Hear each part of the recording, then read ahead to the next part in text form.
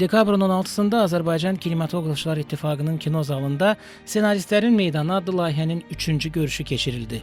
Senarist Nicat Dadaşov Zəmanəmizin qəhrəmanı adlanan müzakirədə öz təcrübəsindən və iş prinsipindən konkret nümunələr və müqayisələr əsasında danışdı.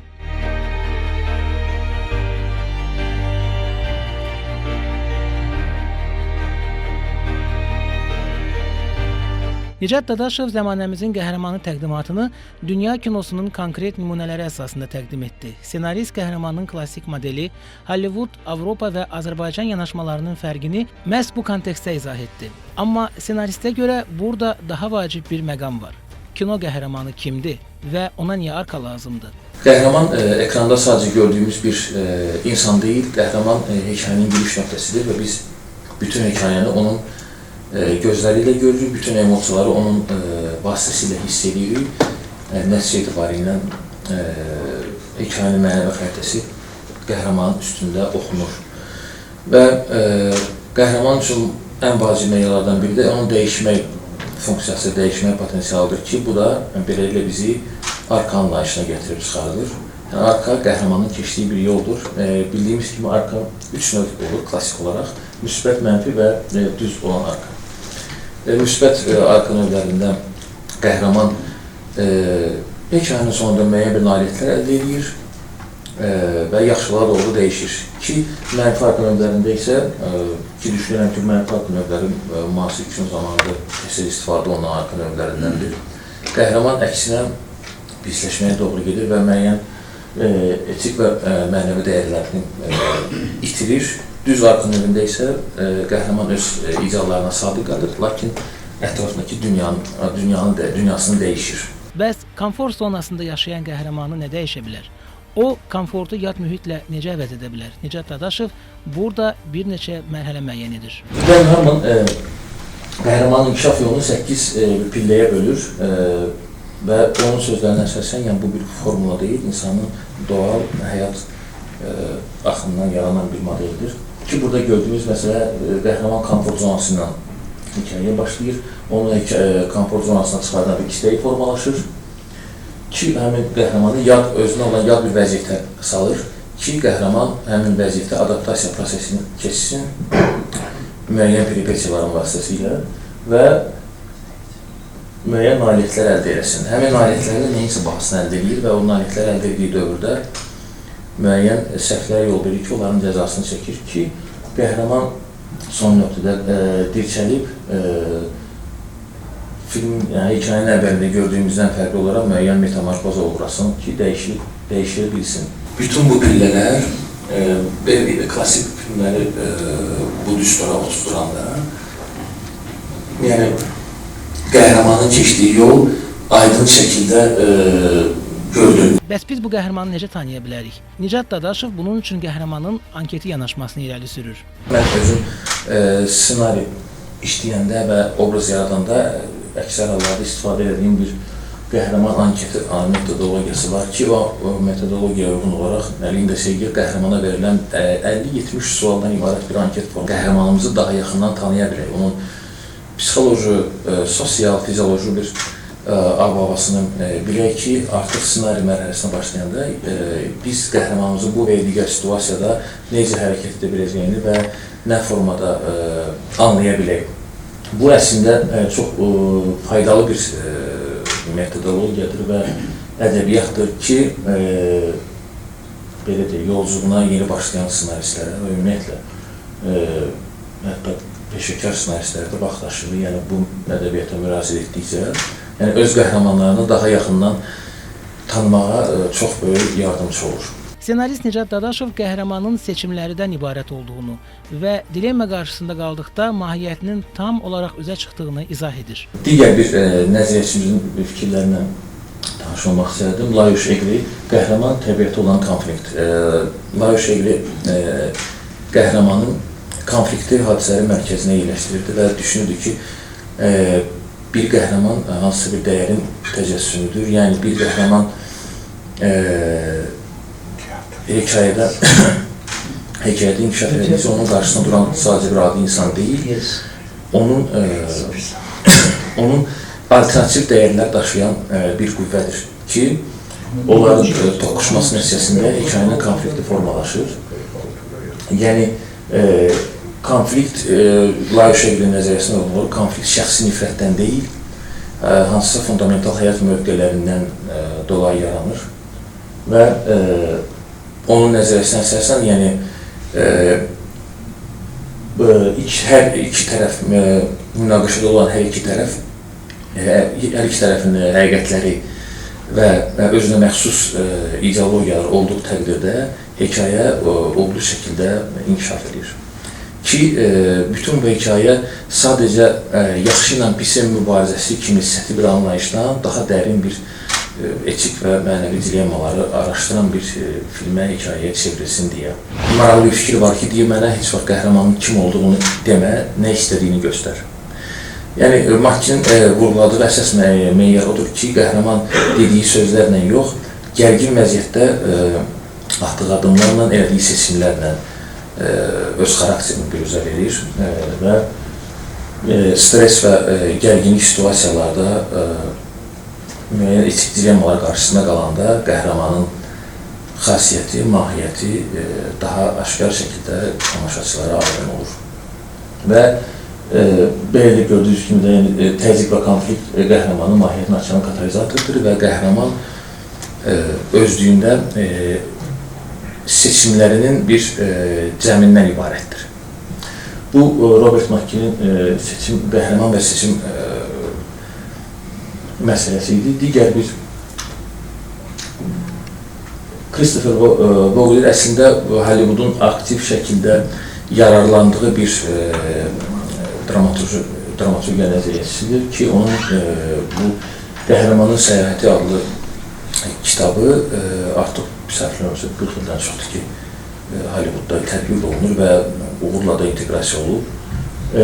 Bir növ Harmonun dairəsinə bənzərliyi var. Çünki o da qəhrəmanın səyahətini dairə formasını çizir. Yəni,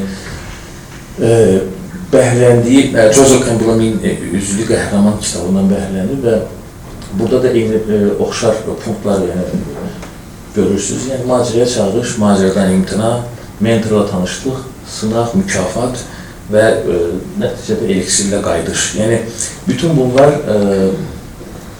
qəhrəmanın formalaşdıran və qəhrəmanın keçdiyi yolu, düzdür, Christopher Vogler Dan Harmon'dan fərqli olaraq düşmən fikrimizə daha ətraflı və təfərrüatlı şəkildə bu yolu çizib. Hollywood qəhrəmanlara daha çox riskə gedirlər və Hollywoodun məşhur şuarı, yəni heç vaxt məğlub olma prinsipinə idarə olunurlar ki, nə qədər sınsalar, yıxılsalar da sonunda qalxıb mübarizəni davam etdirməyi bacarırlar.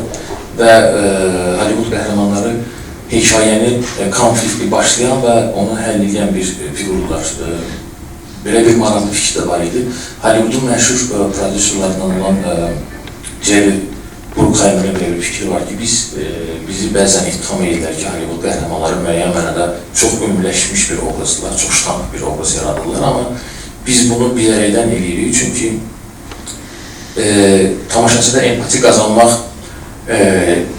bizim qəhrəmanlarımız nə qədər ümumiləşmiş bir obraz olsa, biz o qədər geniş bir kütləyə xitab eləmiş bir hekayə sizə təqdim edə biləcəyik və tamaşaçı həmin qəhrəmandan daha tez empati qurmaq imkanı yaranır. Avropa qəhrəmanı Hollywooddan fərqli olaraq hekayənin daşıyıcı qüvvəsi olmaya da bilər. Hekayədə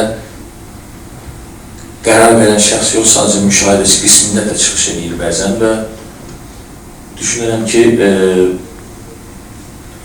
bəzi konfliktlərdə, Avropa filmlərinin hekayələrində qəhrəman qeyri-müəyyən məqsədlər olur və qeyri-müəyyənin içində bu həmin hekayələr qəribə hekayələr deyil, sadəcə həyatın axınını başa düşmək və onu qəbul etmək prosesinə ibarət olur.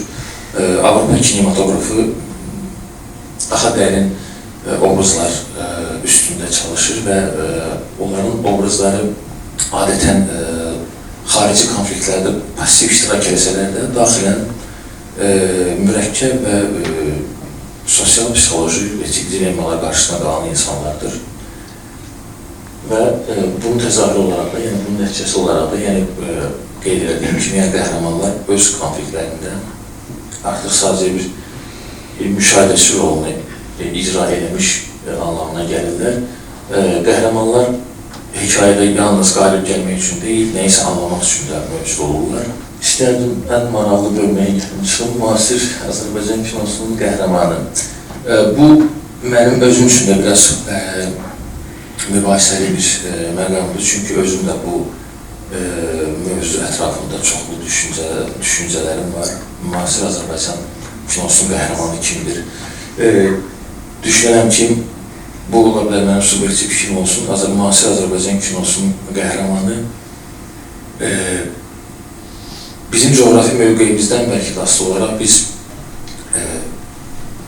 müəyyən bir tərəddüdlər yaşayan, indi kinomuzun əslində indiki vəziyyəti də müəyyən bir tərəddüdlər içindədir deyə biz üslub olaraq formalaşmaq prosesindəyik deyə bu qeyd edildiyim kimi coğrafi mövqedə ola bilər. Yəni bizim qonşularımızın sinema sektorunda son 15 ildə ki uğurları nəzərə alsaq, biz onlardan müəyyən mənada geri qalırıq və ola bilər ki, bu biz tərəfdən qonşularımızın sinema sektoruna müəyyən mənada bir oxşatma, bənzətmə növü ola bilər. O da ki, özünü bizim kinoda bir xaosu yaratmaq növünü gətirib çıxardır ki, müəyyən mənada Türk kinosu, İran kinosu, Rus kinosu və s. Axır. Ki, qəhrəmanlıq da özünün təzahürünü tapır. Fikrimizə, bizim qəhrəman iki dünya arasında qalan bir insandır.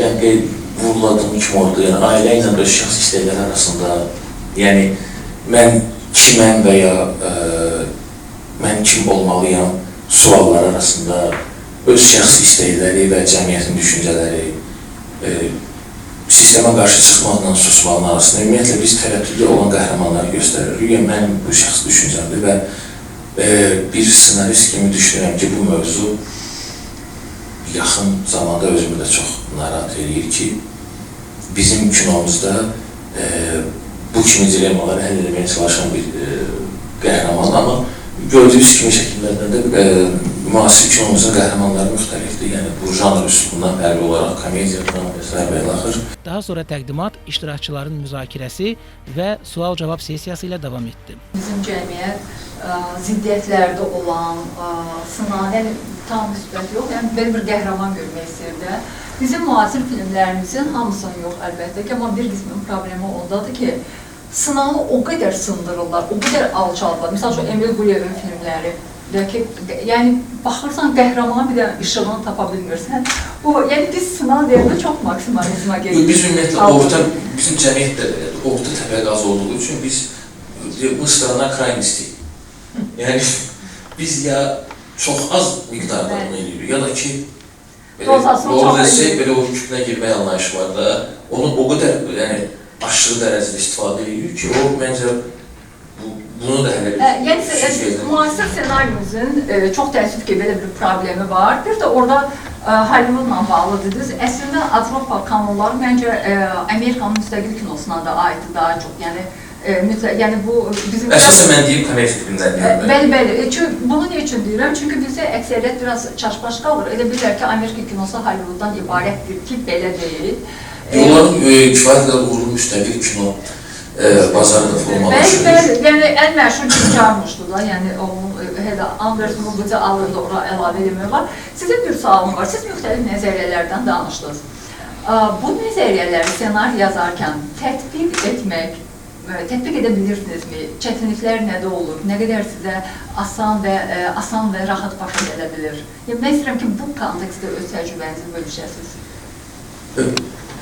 Bu nəzəriyyələrin hamısı bilirsiniz necə məqamdır. Yəni, bunların hamısını oxuduqdan sonra artıq insan senarist üzərində çalışanda mənə elə gəlir ki, daha dərin obraz yaratmaqda, yəni insan məsuliyyətini başa düşür ki, obraz yaratmağın bir görünməli də meyarı var. Təlimə də münasibət belədir ki, Remarkın bir əsəri var.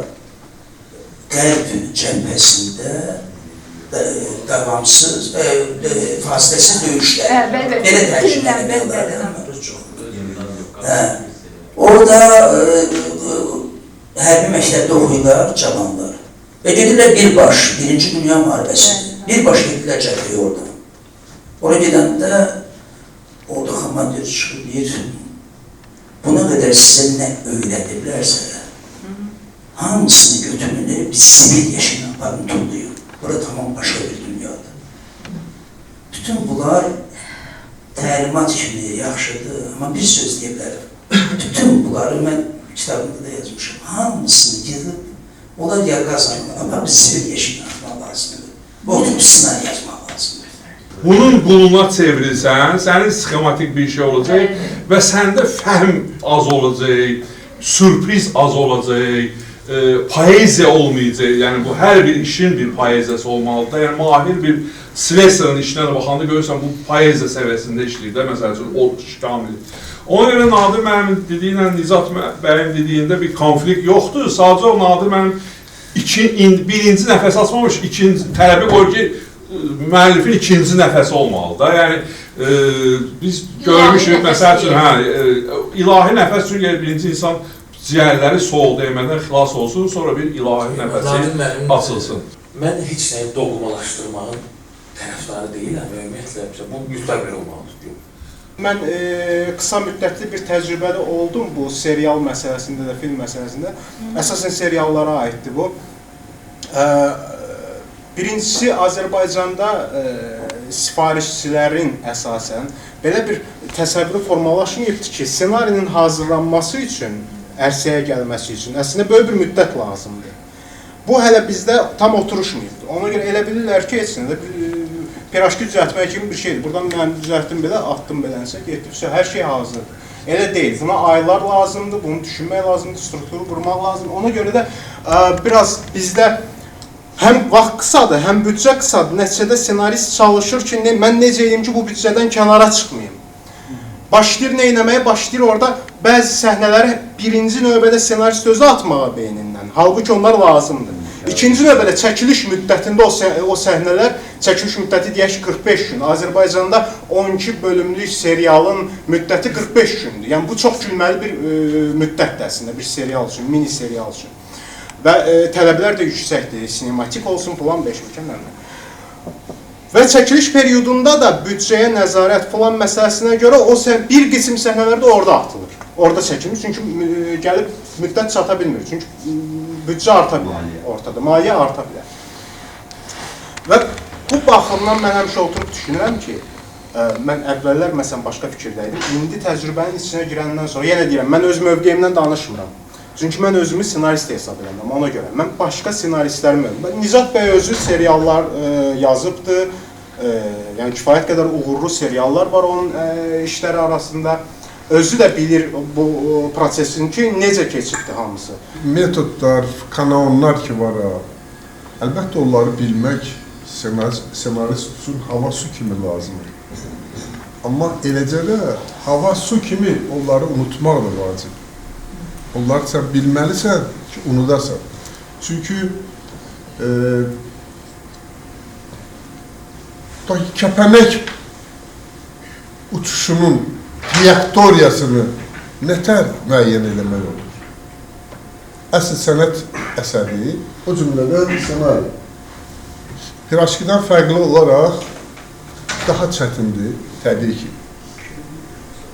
Və onu şeir kimi qəbul eləmək lazımdır. Senarist şeir yazmalıdır əslində. Mən belə başa düşürəm, kimsə razı olmaya da bilər. Yəni, o qədər dəqiq sərbəst olmalıdır ki, hər şey yerində olmalıdır. Civə var ha, bütün bu metodikalar, bu qayda qanunlar civəni bir şeye toplamaq kimidir. Çox çətindir bunlar. Bugün Azərbaycan, müasir Azərbaycan kinosunda işləyən bir senarist kimi qəhrəmanlarınızı necə müəyyənləşdirirsiniz? Kimi qəhrəman hesab edirsiniz və nəyə əsasən onları ssenariyə gətirirsiniz? Mənim əslində qəhrəman seçməyim və bu çox individual bir məsələdir. Mənim şəxsi fikrimdir. Yəni, hər kəs öz üslubu və özünün yanaşması. Bəli, amma universal olmalıdır demək. Yəni, yox, mən burada universal olmağını da bir şərt kimi özüm qəbul edirəm. Elə bir qəhrəmanlar olur ki, mən belə deyim də, misal çəkib, Hasan filminin baş qəhrəmanı, bir daha da sənin canlandırdığı obrazı. Yəni, təbii ki, orada əks tərəfindən çıxış eləmişdim. Məndə bir hadisə ağlıma gəlmişdi. Ki bir hasar olsa, bir qom qayıtsa Qarabağa, bizim erməni arasında bir hasar olsa, onu bərpa etməyə qalxsın bir kişi. Yəni, bu metafora təbii ki, orada bir hasar. Nə olardı və onun üstünə bir qəhrəman formalaşır ki, bu situasiyada mənim üçün daha yararlı bir personaj, daha faydalı olan bir insan obrazı nə ola bilər? Ondan çıxış edib yaradırdı. Öz situasiyada, mən əksər hallarda, bu mənim şəxsi fikrim, mən əksər hallarda bu formada çıxış edirəm. Yəni, bir ideya gəlir ağlıma, o da hansısa bir həyat situasiyasından, eşitdiyim bir məclisdə bir söhbətdən, ümumiyyətlə, baxdığım bir ki, onun bir fragmenti olur, mənə təsirləsin, orada heç ki, onun fikir verir, mən misal üçün, oradan bəhrələndim və ideya gəldi ağlıma, o dünyanı yaratdıqca artıq qəhrəmanları o dünyaya adaptasiya edirəm. Bu, mənim özümün rahat olduğum bir üslubdur. Yəni, eyni şey, məsələn, Tanrı otağında bir dialog hadisəsində, yəni, 89-cu illərdə köç dövrüdür, Azərbaycan ailəsi, ana və uşaq gəlir Bakıya, erməni ailəsinə razılaşır. Evləndə şey, oğlan deyir ki, bəs mənim anam çox yaşlıdır, evi tərk eləmək istəmir. Bəs, bu situasiyaya mənə lazım olan obrazlar yaradıram. Artıq onları belə ətə qana gətirirəm ki, mənim hekayəm davam eləsin. Təbii ki, orada bir çox hadisə ola bilərdi. Yəni, baş qəhrəmanlar bir çox peşə sahibi ola bilərdi, bir çox yollardan keçə bilərdi. Amma mən özümə rahat olan, öz konfliktimi apara biləcəyim bir o bəyək layıq şöyle deyim ki, mənaların toqquşduğu bir situasiya, stres, konflikt bir vəziyyət yaradıram ki, və yaratmaq üçün də mənə iki mənaları zid tərəfdə olan bir obrazlar lazım. Amma o suala gəldi ki, Azərbaycan kinosunun qəhrəmanı kimdir? Yəni, mən özüm olmaqlarım. Bizim Azərbaycan kinosunun bir əsas cəhəti var. Biz hər addımda velosipedi yenidən ixtira edirik. Hər şey tapılıb, hər şey yerbəyer qurulub. Onu öyrənmək və istifadə eləmək lazımdır. Xoşunuz gəlir, gəlmir. Qayda budur. Futbolda əllə oynadığın 11 metrə. Qırmızı işığa getdin cərimə. Yol hərəkət qaydaları, futbol qaydaları. Qaydalardan qorxmaq lazım deyil. Qarabağ futbol komandası da, Barcelona'da, Manchester United'də, onlar hamısı eyni qaydalarla, eyni meydançada oynayır. Amma futbol hamıda ayrı-ayrıdır. Ona görə bu qaydalara riayət eləmək, o demək deyil ki, sizin kinonuz, sizin individualluğunuza sataşacaq ya nəsə mane olacaq. Bu qaydalar qırmızı bayraqlardır. Onlar müəyyən məsafədə qurulub, bu məsafənin çərçivəsində nə inirsiz eləyin. Bu sizin səviyyəniz, bu sizin bacarığınız, bu sizin ümumiyyətlə bilginiz. Beləliklə, Azərbaycan Kinematografçılar İttifaqının keçirdiyi Ssenaristlər Meydanı layihəsi növbəti həftələrdə də fərqli spikerlərlə davam edəcək.